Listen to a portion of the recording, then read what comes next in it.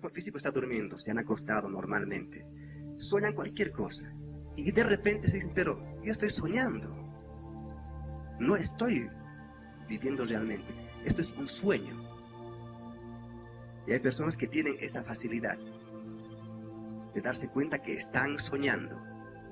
Y cuando alguien conoce la terminología astral, cuando alguien ya sabe lo que es eso, entonces dice, no estoy soñando, estoy en astral. Eso implica naturalmente cierta facilidad de poder identificar la realidad en la dimensión astral. Es realmente una facilidad. Cuando no hay experiencia, puede uno sufrir realmente muchos engaños. Por ejemplo, aquí en la ciudad de La Paz, si alguien viene del interior y no conoce la ciudad, puede aproximarse simple y llanamente a un empleado de la municipalidad y decirle, señor, me han robado, quiero que usted me ayude a recobrar lo que me han robado, pero él no es policía. Y de repente el empleado municipal es un pillo, un pícaro, y le puede robar más. Yendo al astral, cuando uno sale conscientemente, puede ir realmente a donde desee. Eso es obvio. Nosotros recomendamos ir a los templos de la Orden Rosacruz, pero si alguien sale, es libre de ir, reitero, a donde quiera. Y, yendo a eso, de hacer la voluntad del Padre, inicialmente, cuando uno está en los primeros pasos, le gusta entrar en contacto con realidades superiores, llamémoslas divinas, o deslumbrantes por lo menos, y asume actitudes místicas que le ponen en contacto con ese tipo de seres. Y es obvio que puede ser engañado. Eso es obvio. Pero sin embargo, la Orden Rosacruz ha previsto, con la experiencia, todo eso.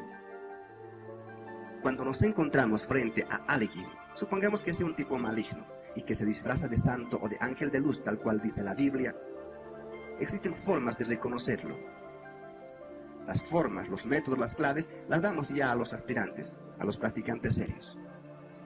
¿Qué de positivo, qué ventaja propiamente psíquica, anímica, consciencial o espiritual podríamos encontrar nosotros ahí en el cosmos astral?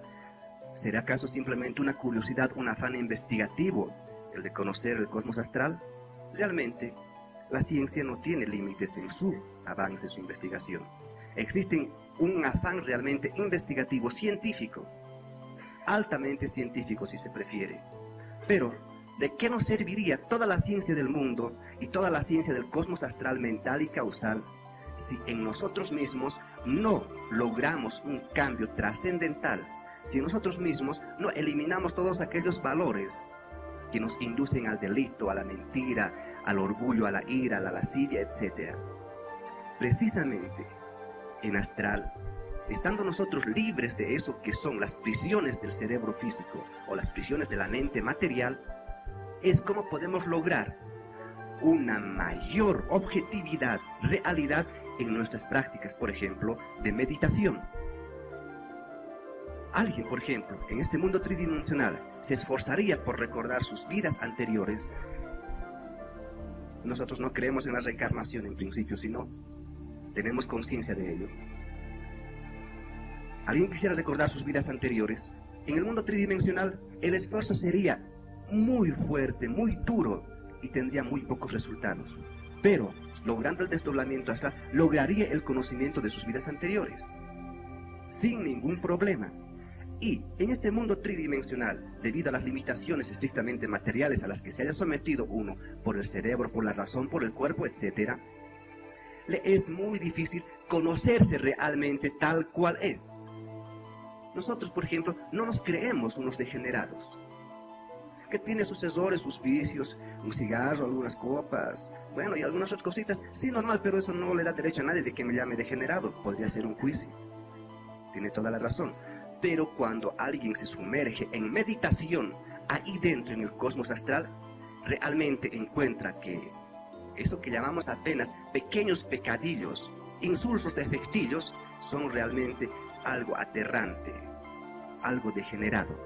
Entonces, con ese tipo de conocimiento, empezamos nosotros a modificar en nosotros mismos todos aquellos valores negativos, inicialmente. Y luego, con la preparación adecuada, destruimos en nosotros mismos todos aquellos valores negativos que personifican el vicio, el pecado, etc. De tal manera que nos permitiría avanzar un paso más en el sendero hacia esa perfección, para cumplir ese mandato de Cristo Jesús que dice: sed perfectos como vuestro Padre que está en los cielos es perfecto. Todo el mundo, reitero, todo el mundo, toda criatura humana, por no herir la susceptibilidad de algunos ya suficientemente herida, hasta los más pequeños insectos, se desdoblan, salen al astral, y lo hacen inconscientemente, y regresan a su cuerpo al despertar. O si se quiere, todas las mañanas, cuando el cuerpo físico despierta, ellos se meten al cuerpo tridimensional, al mundo físico. Y no pasa nada. Y lo han hecho de una manera mecánica, automática, natural, espontánea, instintiva. ¿Qué podría pasar si uno se sale y se mete conscientemente a su cuerpo? Absolutamente nada.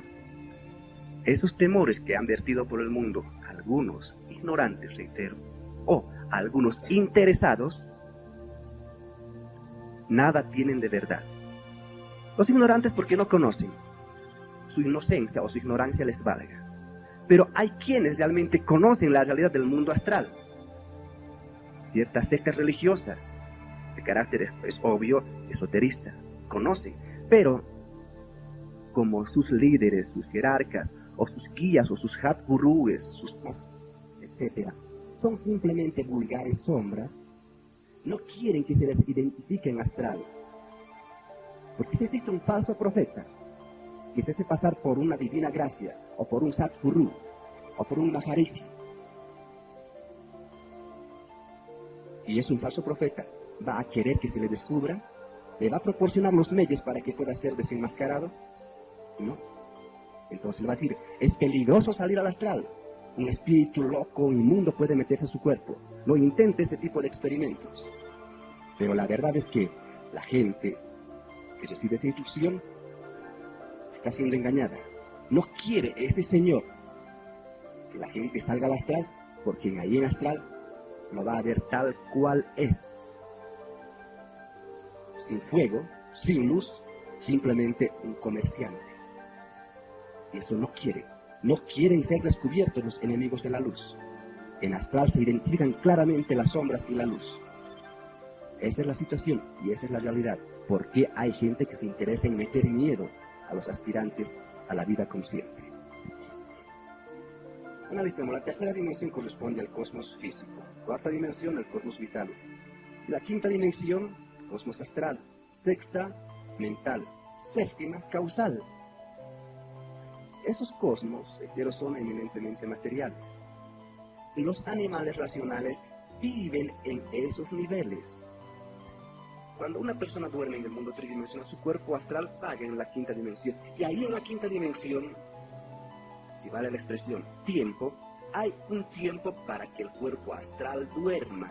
Tal como es arriba, es abajo. Y mientras duerme el cuerpo astral, se desdobla eso que es el animal racional en su cuerpo mental. Entonces va a adquirir una serie de experiencias en el cosmos mental, mecánicamente y automáticamente. Y ahí, en ese cosmos mental, utilicemos nomás la palabra tiempo para entenderlo. Hay un tiempo también para dormir. Recordemos, tal cual es arriba, es abajo. Entonces la criatura simplemente se desdobla hacia el cosmos causal. Eso no requiere ninguna divinidad, ni perfección, ni pureza, ni adelanto esotérico. Todo el mundo lo hace.